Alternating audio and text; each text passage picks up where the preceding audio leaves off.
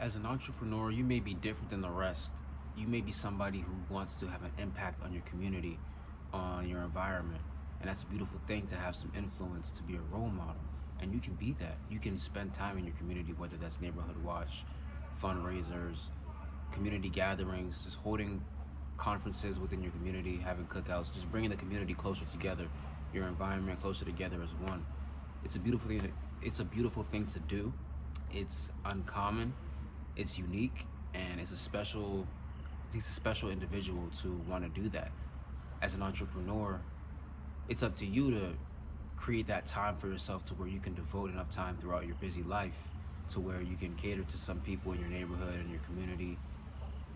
The thing is though, it doesn't happen as you're working on your business. The thing is, you have to continue to sacrifice certain aspects of your life in order to eventually have an abundance of time to focus on your community.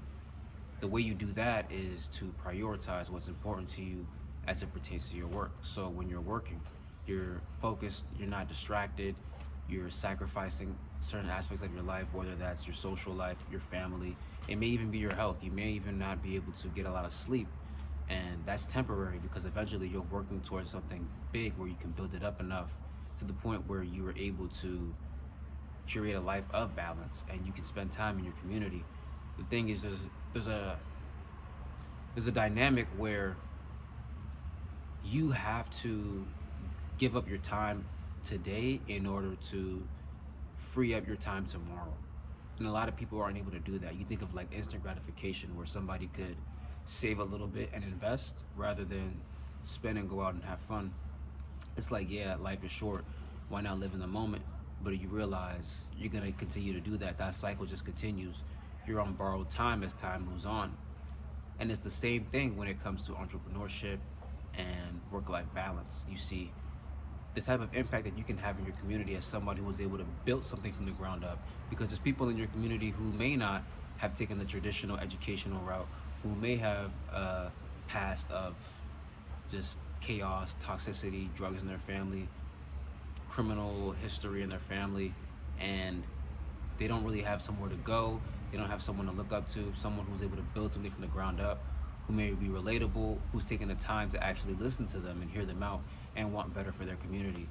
In order for you to be able to do that and to have full focus and attention on everybody around you, be good at what you do, elevate, scale your business up, and give yourself the freedom to maybe one day sell your business, give the business off to other team members so where you can delegate more of your time.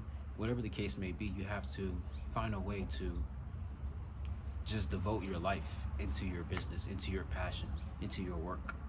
And you can eventually have this type of impact on the people around you to where they can see and relate. Maybe they can't relate, but at least they can see this is somebody who was able to, you're an example. You sacrifice your time, sacrifice your relationships, your hobbies, whatever the case may be, just to ultimately be able to give back. A lot of us want to give back, whether it's just like families or it's more than that. It could be you giving back to people that you don't know, like strangers, complete strangers, and that's fine. Eventually you will. I always get distracted when somebody walks by. I try not to. But you can always be the type of person who has influence once you're able to get your business on the right track and see it elevate. Then you're that person who can use their time wisely for other things that aren't just related to business. Think about that moving forward. If you want to change your community, change what you see around you, if there's certain laws and policies that you feel like you should speak on, like do that. Be that person. And the thing is that requires time and attention, effort, and maybe even like some financial um, like type of payment.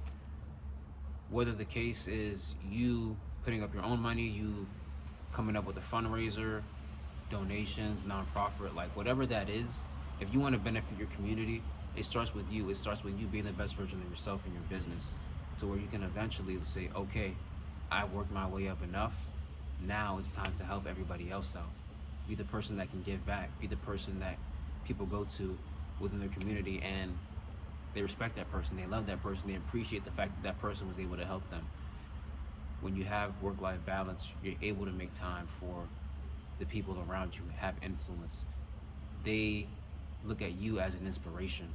You don't want these people to go venture out and do whatever God knows what just to make, ends meet, or they lose sight of God. It's a difficult thing when people don't have somebody to look up to, when they don't have people who actually care about them, that come from where they come from or are willing to hear them out. But you can be that person as long as you dedicate your time and part of your life to elevating your business and prioritizing your business, being productive in your business.